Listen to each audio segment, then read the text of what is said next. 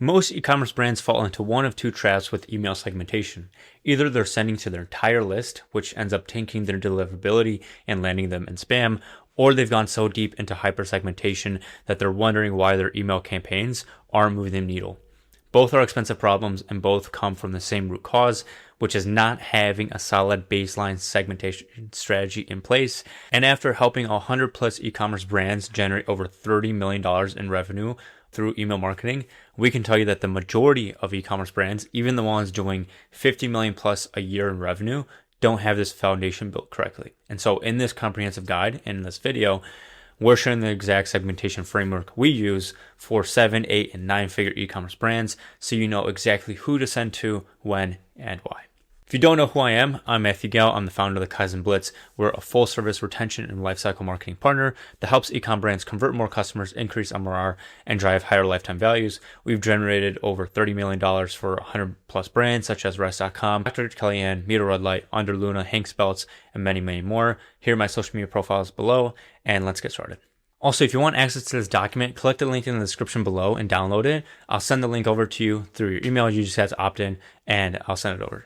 So in this video, we're covering what is email segmentation and why it matters, the real cost of not segmenting your list, the 3 building blocks of segmentation, the 9 essential segments every e-commerce brand needs, advanced segmentation strategies for high revenue brands, and common segmentation mistakes that tank results. So getting right into it, what is email segmentation? Email segmentation is just dividing your email list into smaller, more targeted groups based on characteristics, behaviors, attributes that you can track via Klaviyo or your email service provider. So instead of sending the same message to your entire list, segmentation allows you to deliver personalized, relevant content to specific segments of your audience. Now, the main difference between lists and segments is that lists are static. They're flat collections of email addresses that don't change on behaviors. So these are the people who are just going to come in through a pop-up or form. And segments are dynamic. They're going to automatically update in real time based on whatever criteria or definition you define, meaning people can move in and out of the segments as behavior changes. So for example, a 30-day engaged customer segment automatically updates every day as customers engage or don't engage with your emails. Because of the fact that segments are dynamic, these become a lot more powerful when it comes to flows or automations or even just personalized campaigns. Now, why does email segmentation matter? Segmentation is one of the fastest ways you guys can improve your email performance without spending an extra dollar on ads or list growth. If you send the right message to the right people, everything improves: deliverability, revenue percent, customer satisfaction, your bottom line, etc. So number one is just going to be improving deliverability. When you send to engage subscribers, inbox providers like Gmail, Yahoo, Outlook, they're going to see high open rates, high engagement, and this signals that your emails are wanted, keeping you out of spam folders. 2 is higher marketing efficiency. So this isn't like a huge one, but the general rule is that the more emails you send, the more revenue you generate, which is true for the most part. But one thing that's always important to keep in mind is marketing efficiency. So revenue per recipient, open rates, click rates. Sending targeted messages to specific segments drives higher conversion rates than batch and blast campaigns. Number 3 is obviously reduce unsubscribes and spam complaints. Every spam complaint hurts your sender reputation. And so when people receive relevant emails that you want to open, they're far less likely to unsubscribe or mark you as spam. Also, it's just a better customer experience. So segmentation allows you to speak directly to where your customer is in the customer journey, making sure that every email feels more personal and relevant. It'll also allow you to exclude people who don't want to receive your emails, which ends up becoming a better experience for everyone. Number 5 is lower platform costs. So most platforms like Klaviyo, OmniSend, Braze, they charge based on the number of profiles in your account. And so by regularly suppressing unengaged subscribers, you can reduce costs by 20 to 40%. We've saved clients upwards of $2 to $3 grand per month on their Klaviyo bill just by cutting down on their plan because they didn't have the proper segmentation parameters in place. And then lastly is just more strategic campaign planning. When you're segmenting your audience, you have to think strategically about who should receive each message. And so that's going to be better campaign planning, higher quality emails, and just better results overall. Online segmentation is about sending fewer emails to make less money. It's about making every email count. And that also includes protecting your sender reputation and maximizing marketing efficiency. Now, getting into the 3 building blocks of segmentation. Here at the Kaizen Blitz, we build every segment using the 3 core building blocks. You could think of these as dials that you want to adjust. You can use 1, 2, or maybe all 3, depending on how targeted you want to be. So number 1 is going to be engagement-based segmentation. This is going to be your foundation. Before you segment by anything else, you want to make sure that you're only sending to people who actually want to hear from you. And the best signal that your audience can give you based on that is how they interact with your brand. Are they opening up your emails? Are they engaging with them? Are they active on your website? Have they placed an order already? This will be your best lever for understanding who wants to hear from you. Now, you can also segment this based on email and SMS activity only, website and activity only, or you can combine them both. You can even get specific, like only counting people who have added a cart or only people who have clicked the emails. Again, pro tip, you can take this a step further by segmenting based on specific actions and behaviors. What have they clicked on? What products have they looked at? What categories have they purchased from? So you can look at people who have browsed the winter jackets, people who clicked on your sale email but didn't buy, people who bought from the men's collection, they added to cart but didn't purchase, they purchased just 3 days ago. There's a number of ways you can segment from this. So building block number 2 is time-based segmentation. So once you decide what counts as engagement, what you want to define your engagement by, you need to decide how recent that engagement needs to be. And so the time frame you choose depends on how often you email, the type of email you're sending out, and your business model. So for example, if you are a supplement brand or a consumable brand and you email your list 4 to 5 times per week, you're going to be including people who have engaged in the last 30 days, right? You can also include sometimes 60 days, 90 days. Now, if you send campaigns roughly 2 to 3 times per week, you're going to be hitting an engaged 90-day audience. Now, if your product requires a longer sales cycle or you guys are promoting a sales event, you're going to be people who have engaged in the last 180 days or 6 months. You can mix and match however you choose. This all depends on your campaign strategy. You don't always want to just continue blasting people who have engaged in the last 30 days. You want to spread that around. You can include 60 days, 90 days, 180. It also depends on the type of campaign you're sending out and also whether that fits your business model. And the more often you email, the tighter your time frame should be. If you only send twice a week, a 30-day window is too restrictive. People can't engage with your emails that they're not receiving. So keep that in mind. Give people an opportunity to engage with your emails or go on your website by emailing them and giving them a chance. Now, building block number 3 is customer lifecycle segmentation. So after you decide the engagement and timeline, you can also segment based on their relationship with your brand and where they are in your customer lifecycle journey. So if people have never purchased from you, those people are prospects. They're going to need different content than people who have probably bought one time or who are people who are repeat customers, VIPs, or people who haven't bought in the last 90, 180 days who are at risk to churn. The exact thresholds and timeframes depend on your business model. Coffee brands at risk may be 60 days without a purchase, while furniture brands might be 2 years. So you never really could tell. You have to kind of play around with it and see what works best for your brand. But generally, the longer it takes for someone to come back and buy from you, the longer that time frame is going to be. So how these building blocks work together is just stacking them one after the other. So start with building block number 1, which is engagement. We're going to target people who have engaged via the email or the website. Next is the time frame we're going to pick in the last 60 days. And we're going to add building block number 3, which is they have at least purchased one time. And the result is just a segment of customers who have engaged in the last 60 days. And that is your sending segment there. Pro tip, you can also segment based on location, profile properties, and even Klaviyo's predictive analytics. But 95% of the time, you'll be creating segments based on the 3 building blocks above. And that's a little bit too technical and advanced. But we'll also cover that later. So number 1, we're going to be looking at engaged prospects and customers, and this is going to be split up between the last 30, 60, 90, 180, and 365 days. Now you can play around with those timeframes however you like, but those are the general ones that we follow. And these are going to be your primary sending segments for most regular campaigns. It includes everyone who's already recently engaged with your brand through email or website activity, and it's going to be split between customers and prospects. The key word here is recently. Again, this could mean 30, 60, 90, or even 180 days, depending on how often you email and your business model, and also the email that you're sending out. Now, when it comes to the sending frequency, you're going to be emailing these segments roughly 1 to 5 times per week, even potentially even more, but this all depends on the segment timeline. So if you email your audience once a month, you should be going after 90 or 180 days. If you email them 2 to 3 times per week, 30-day or 60-day time frame will work better for you. Also, the reason why we split this up between prospects and customers really just comes down to strategy.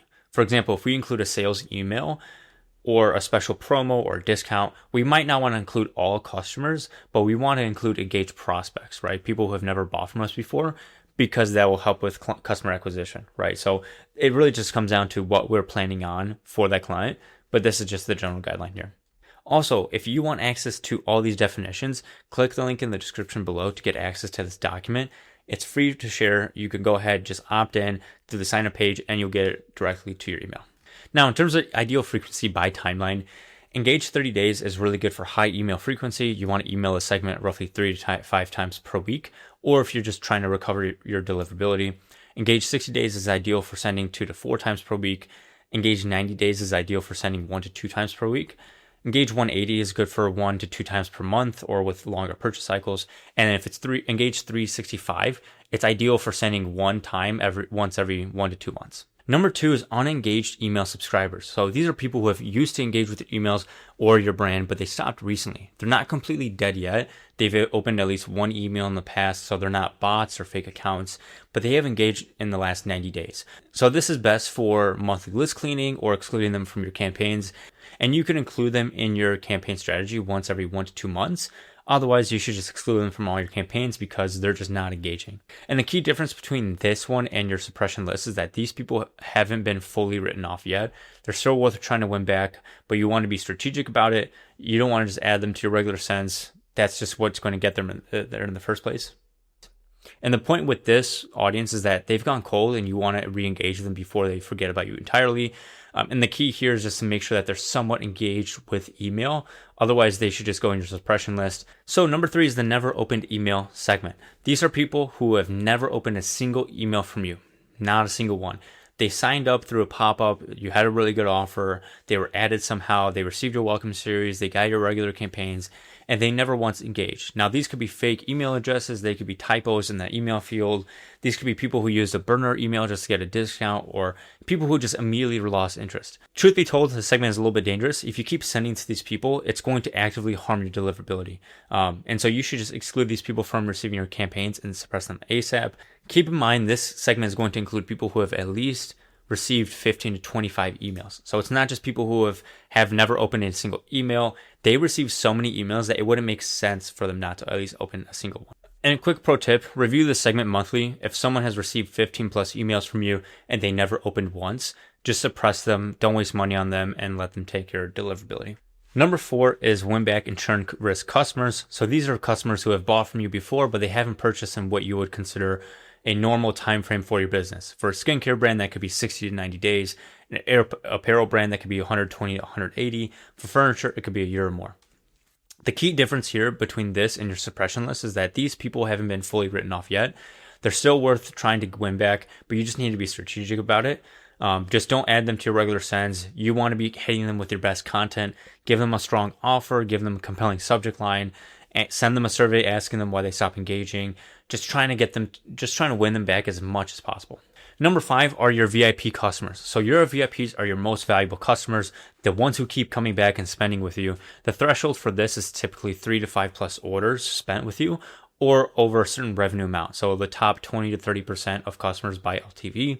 The exact threshold depends entirely on your business. For a supplement brand with monthly subscriptions, three orders might be just too low. For a high ticket furniture brand, even 2 purchases might qualify someone as a VIP. So it really just depends on your business model. Key to this one is just identifying your top customers and treating them differently. This is going to be best for your exclusive early access, special VIP only offers, beta testing new products. Also, keep in mind, if you have a rewards program with an elite premium tier, align your VIP segment with the conditions set by that program. Don't stray away from it. Don't have something separate from email. Just make it consolidated and cohesive and put it all together. Okay, so number 6 are people who have placed an order in the last 3, 7, and 14 days. This is best for excluding and regular campaign sends. And the main purpose for this is just to prevent chargebacks, refund requests, and negative reviews. Sending frequency is just none. You want to exclude them from all campaigns. And here's the reason why. So there's really nothing worse than a customer who bought a product at full price last week, asking for a refund because now it's 30% off during the sale, or even worse, they're going to hit you with a chargeback or a negative review. So this segment is mainly to exclude those recent customers from your campaigns. Most brands use a 7-day exclusion window, but you can adjust based on your shipping times and how often you run sales. If you rarely discount, you maybe want to extend this to 14 days to be safe. If you're running flash sales weekly, 3 to 5 days might just be enough. Number 7 are high intent shoppers. This is also what we call an espresso shot segment. It's quick, concentrated, and meant to be used within 24 to 40 hours of your main campaign. So this is going to be best for sales event reminders, and then also just hitting people during sales events and promotions. So generally what you're going to use this for is you send out a sale launch email or the first reminder email. You're going to hit people who have opened an email at least once within the last 2 days, and they have not clicked an email.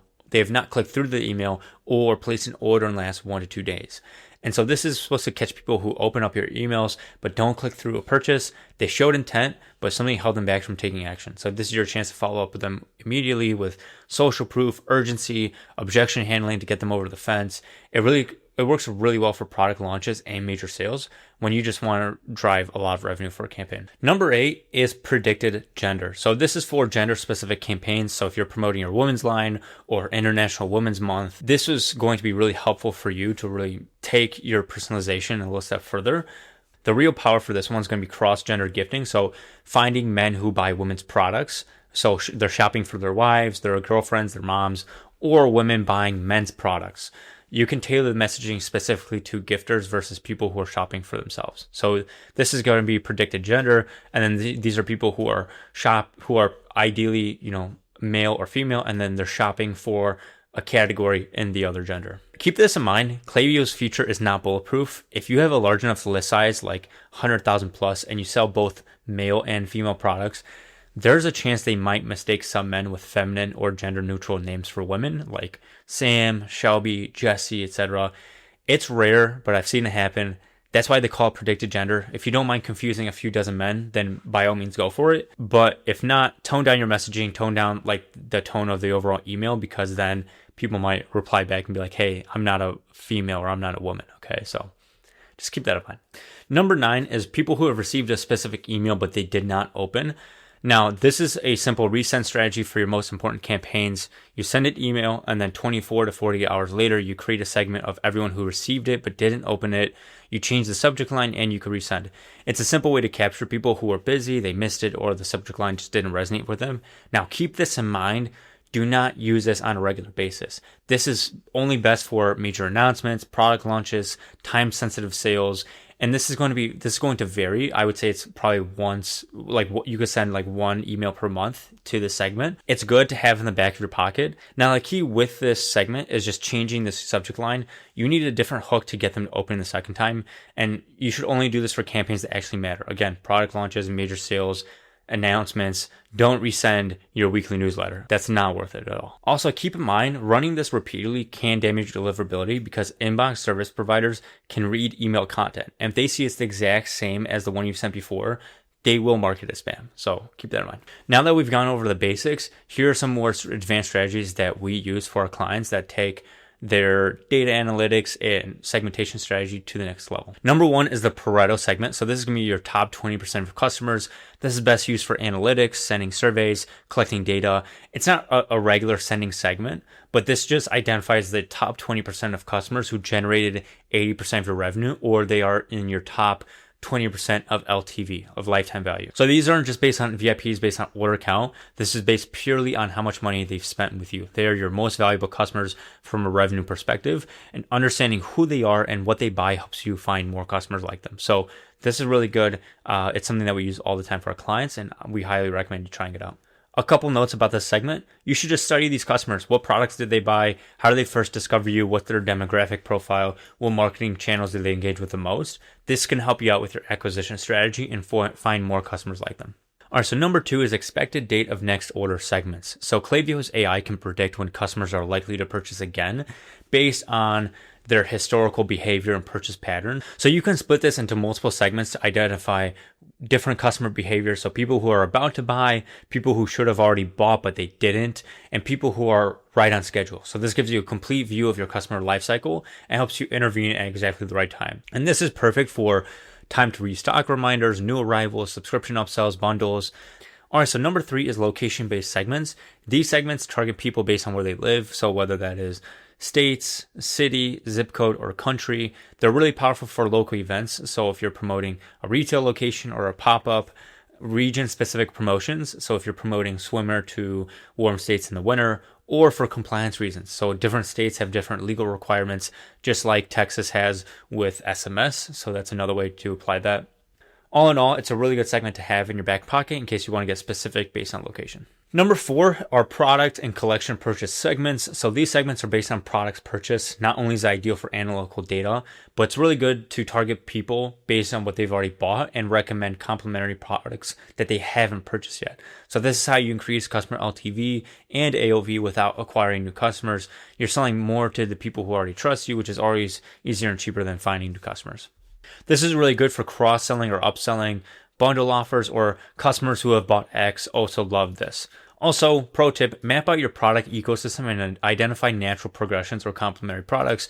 Create automated flows or quarterly campaigns for each cross-sell opportunity. You can find this data in attribution softwares as well, such as Triple Whale or Northbeam. Now that we've gotten that out of the way, let's cover some common segmentation mistakes that just tank results.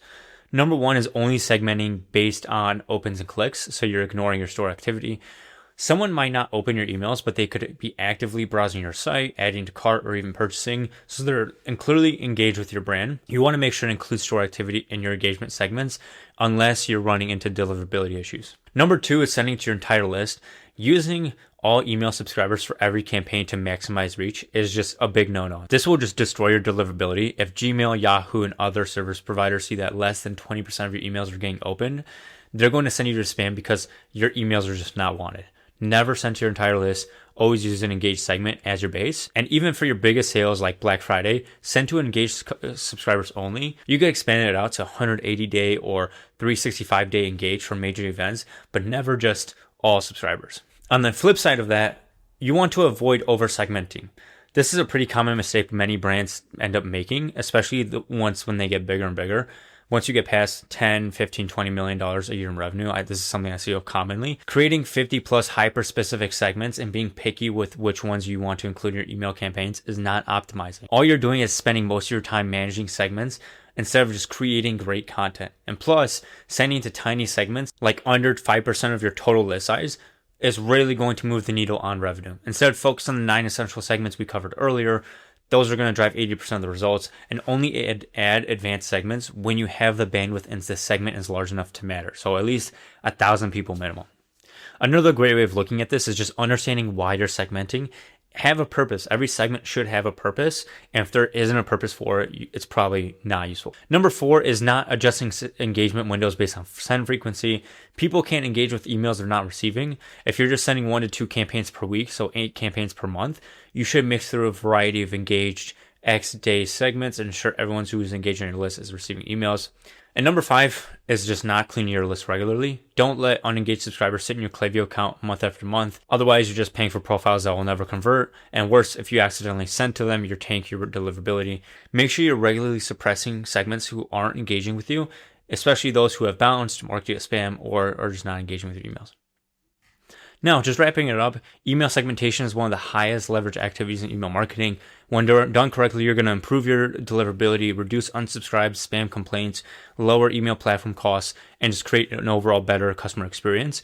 And the key is just starting with the fundamentals. You don't need 50 segments to succeed. Start with the first 9 that we covered, and then you can add complexity later on. Also, if you want access to this document, click the link in the description below and download it. I'll send the link over to you through your email. You just have to opt in, and I'll send it over. Also, we covered a lot of segmentation, but it's just one piece of the email marketing puzzle. If you want to build high converting welcome flows, build engaging email campaigns, optimize your entire email program, learn how complete retention marketing framework, or just more advanced email marketing strategies, here's how we can help. So number 1, we're always posting on Twitter, LinkedIn, and YouTube. If you want more helpful tips and guides, follow me over there. Number 2, if you get access to this document, we also have links to our other free guides, such as our email deliverability checklist, ultimate welcome flow guide, ultimate e-commerce pop-up playbook, and 132 email campaign ideas plus examples. On top of that, if you're an e-commerce brand doing $1 million a year in revenue and want expert help with your email and SMS marketing, book a free consultation call below and we'll help you out. Anyways, take care.